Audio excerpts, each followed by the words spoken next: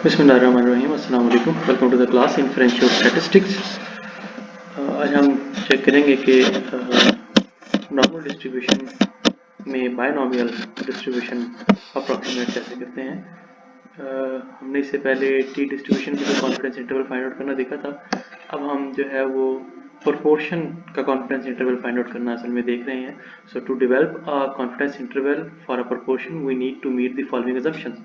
हमने ये जो आपने डिस्क्रिप्टिव स्टैटिस्टिक्स में कुछ बायनॉमियल अजम्पशंस देखी थी, उसको हम दोबारा से देख लेते हैं। First assumption is the sample data is the result of count, कि काउंटिंग के अंदर होना ज़रूरी है। ठीक है। दूसरा, there are only two possible outcomes, कि वो पॉजिटिव होगा या नेगेटिव होगा, ए होगा या बी होगा। ठीक है। तो पॉसिबल टू आउटकम्स होना ज़रूरी है, सिर्फ दो पॉसिबल आउटकम्स होना जरूरी है। Then the probability of the successes remains the same for one trial to the next, कि जब हम प्रोबेबिलिटी को अप्लाई कर रहे होते हैं तो किसी एक इवेंट के अकर होने के बाद जब नेक्स्ट इवेंट अकर हो तो प्रोबेबिलिटी ऑफ सक्सेस जो है वो डिस्टर्ब ना हो। ठीक है। तो ट्रायल्स आर इंडिपेंडेंट, एक ट्रायल दूसरे पर डिपेंड नहीं कर रहा है। तो हाँ, मतलब जब भी आप ट्रायल रन करेंगे तो वो ऑटोमेटिकली इंडिपेंडेंट होगा। ठीक है। सो दूसरी जो हमारे पास assumption है वो है the value of n pi and n into 1 minus pi should both be greater than or equal to 5. So n is the sample size, pi is the population proportion, कि population का proportion और sample size इनको multiply करें या sample size को 1 minus population proportion से multiply करें तो इन दोनों का result जो है वो 5 या इससे ज़्यादा आना ज़रूरी है। तो ये कंडीशन फुलफिल होगी तो that invokes the central limit theorem and employ the standard normal distribution. So फिर हम z को यूज़ करते हुए कॉन्फिडेंस इंटरवल फाइंड आउट कर सकते हैं, क्योंकि हमारे पास पॉपुलेशन स्टैंडर्ड डिवीजन अवेलेबल होगी। तो अगर आपके पास पॉपुलेशन प्रोपोर्शन के थ्रू आपने कॉन्फिडेंस इंटरवल फाइंड आउट करना है तो हमारे पास ये फार्मूला यूज़ होगा, p is the sample proportion. ठीक है। जो स्मॉल p ये असल में p है, ये पॉपुलेशन प्रोपोर्शन को डिनोट करता है, और जो पाई है वो पॉपुलेशन प्रोपोर्शन को डिनोट करता है। तो p is a sample proportion और पाई क्या है, पॉपुलेशन प्रोपोर्शन। z की वैल्यू हम कैलकुलेट करेंगे with the help of alpha again, जैसे हमने t की वैल्यू कैलकुलेट की थी अल्फा के थ्रू, तो यहाँ पर z की वैल्यू अल्फा के थ्रू कैलकुलेट करेंगे, लेकिन यहाँ पर डिग्री ऑफ फ्रीडम की जरूरत हमें नहीं पड़ेगी। p is a population proportion, p into 1 minus pi divide by n, n क्या है हमारे पास, सैंपल साइज, और इसका हम अंडर रूट ले लेंगे। तो ये हमारे पास इस फार्मूला के थ्रू हम पॉपुलेशन प्रोपोर्शन का कॉन्फिडेंस इंटरवल फाइंड आउट कर सकते हैं। तो वो कैसे कैलकुलेट करेंगे, हम एक एग्जांपल के थ्रू इसको देख लेते हैं। So the union representing the bottle blowers of the America BBA is considering a proposal to merge with the team states union. दो यूनियंस हैं जी, वो आपस में मर्ज करना चाह रहे हैं। According to BBA union by laws at least 3/4 of the union members must approve by any merger। तो ये यूनियन का एक लॉ है कि 3/4 मीन्स 75% जो मेंबर्स हैं वो इस मर्जर को अप्रूव करेंगे तो मर्जर होगा, अदरवाइज मर्जर नहीं होगा। तो a random sample of 2000 current BBA members reveals 1600 plans to vote for merger proposal। तो 2000 सैंपल के अंदर से 1600 लोगों ने कहा है जी कि वो प्रपोजल को एक्सेप्ट करेंगे। What is estimate of the population proportion, तो पॉपुलेशन प्रोपोर्शन का एस्टिमेट क्या होगा वो हमें कैलकुलेट करना है। Then develop 95% confidence interval. तो एस्टिमेशन, पॉइंट एस्टिमेशन हम यूज करेंगे यहाँ पर। तो पॉपुलेशन प्रोपोर्शन की पॉइंट एस्टिमेशन क्या होगी, सैंपल प्रोपोर्शन। तो हमारे पास पॉपुलेशन की प्रोपोर्शन अवेलेबल नहीं है, सैंपल की इन्फॉर्मेशन अवेलेबल है, तो प्रोपोर्शन सैंपल का कैसे कैलकुलेट करेंगे, p जो पॉपुलेशन सैंपल प्रोपोर्शन है is equal to x over n।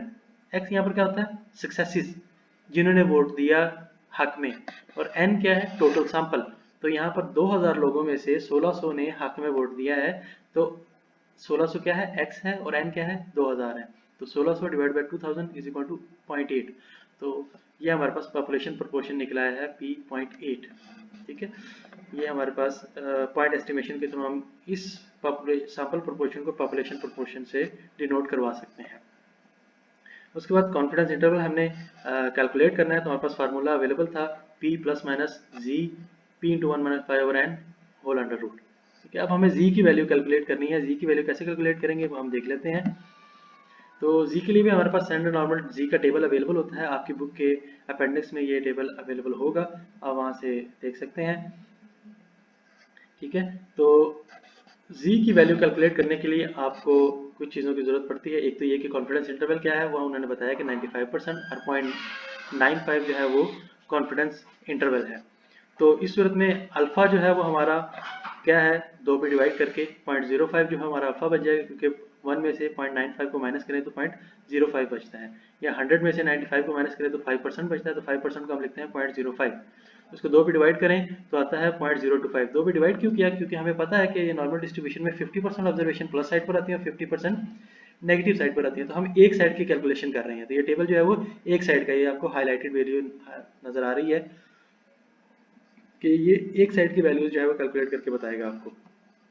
ठीक है, तो हम क्या करेंगे, हम अल्फा को 2 पे डिवाइड करेंगे, क्योंकि अल्फा 0.05 टू टेल्ड है, दोनों का है, तो हाफ अल्फा कैलकुलेट कर लेंगे 0.025, तो अल्फा भी हमारे पास हाफ आ गया है। तो 50% ऑब्जर्वेशन इस साइड पर आती हैं, तो 0.5 आ गया हमारे पास, और 50% ही अल्फा हम लेंगे यहाँ पर 0.025। तो 0.5 के अंदर से 0.025 माइनस किया तो वैल्यू आ गई 0.475। तो ये वैल्यू जो हमारे पास आई है 0.475, इसको हमने इस टेबल में सर्च करना है। ये जो दरम्यान में बहुत सारी वैल्यूज नजर आ रही हैं, अगर आप डायगोनल देखें, ऊपर से नीचे की तरफ डायगोनली मूव करें तो वैल्यूज इंक्रीज कर रही हैं। अब देखें 0.03 आ गया, 0.08 आ गया, 0.16, 0.20, 0.27, 0.30, 0.33, 0.37, 0.41, तो इंक्रीज कर रही है। तो आपको ईजी होगा सर्च करने में। तो हमें सर्च करना है 0.47, तो हम देखेंगे 0.3, 0.3, 0.42, 0.45, 0.46 एंड 0.47, हमें 0.470 चाहिए। तो ये वैल्यू आ गई हमारे पास 0.4750, 0.4750, तो 0.4750 ये हमारे पास रेलेवेंट वैल्यू आ गई है।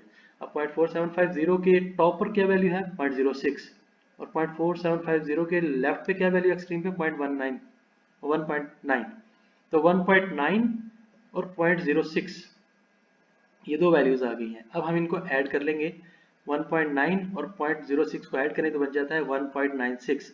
तो इस पॉइंट के ऊपर z की वैल्यू क्या बनती है 1.96, तो यहाँ पर देखें जी z की वैल्यू बनती है 1.96। ठीक है, तो कॉन्फिडेंस इंटरवल के लिए प्रोपोर्शन हमने कैलकुलेट किया 0.8, तो p की वैल्यू 0.8 आ गई, z की वैल्यू आ गया 1.96 हमने कैलकुलेट की। दोबारा से हम देख लेते हैं कि अल्फा को 2 पे डिवाइड करेंगे, क्यों, क्योंकि हमें एक साइड की z की वैल्यू देता है ये टेबल, तो अल्फा को भी हम एक साइड पे डिवाइड कर लेंगे, तो 0.025। तो एक साइड पे 50% ऑब्जर्वेशन होती है, तो 0.5 के अंदर से अल्फा को माइनस करेंगे तो वैल्यू आ गई 0.475। इसको हम टेबल में सर्च करेंगे, 0.475 के टॉप पे जो वैल्यू है 0.06 और इसके लेफ्ट पे जो वैल्यू है 1.9, इन दोनों को ऐड कर देंगे तो बन गया 1.96। तो जी की वैल्यू आ गई 0.8, प्रोपोर्शन है 1 माइनस 0.8 डिवाइड बाय 2000 क्या है हमारे पास सैंपल साइज जो गिवन था, और इसको हम सॉल्व कर लेंगे। तो हमारे पास वैल्यू आ गई जी 0.78, 0.8 के अंदर 0.18। ठीक है, जो हमारे पास एरर आ गया है उसको हम एक मरतबा ऐड करेंगे और एक मरतबा सब्ट्रैक्ट करेंगे, मार्जिनल ऑफ एरर, तो 0.78 और 0.81, तो 78% से 81% के दरमियान रेंज आ रही है कि गिवन सैंपल की बेसिस पर हम कंक्लूड कर सकते हैं कि 78% से लेकर 81% तक लोग जो है वो विलिंग होंगे इस मर्जर के लिए। तो मर्जर कहाँ पर होना था, 75% लोग अगर राजी हो जाते हैं मर्जर पर तो मर्जर हो जाएगा। तो करंट स्टैटिस्टिक्स हमें क्या बता रहे हैं कि मर्जर हो जाएगा, क्योंकि करंट सैंपल की बेस पे 78 से 81% लोग जो हैं वो मर्जर के हक में फैसला देंगे। सो कंक्लूड कर रहे हैं the merger proposal will likely pass हो जाएगी merger proposal, because the interval estimate will conclude greater than 75% of the union member. के जो सैंपल आया है वो कंक्लूड कर रहा है कि 78 से 81% लोग जो हैं वो विलिंग होंगे, तो हमें तो 75% लोग ही चाहिए, तो ये मर्जर जो है वो सक्सेसफुल हो जाएगा, मर्जर जो है वो कंप्लीट हो जाएगा। So in this way we can calculate the population proportion confidence interval. तो इससे रेलेवेंट कोई भी कन्फ्यूजन कोई भी प्रॉब्लम हो तो वो आप क्लास के ग्रुप में पूछ सकते हैं या इस वीडियो के कमेंट सेक्शन में पूछ सकते हैं, आपको टाइमली रिस्पॉन्ड किया जाएगा। Thank you.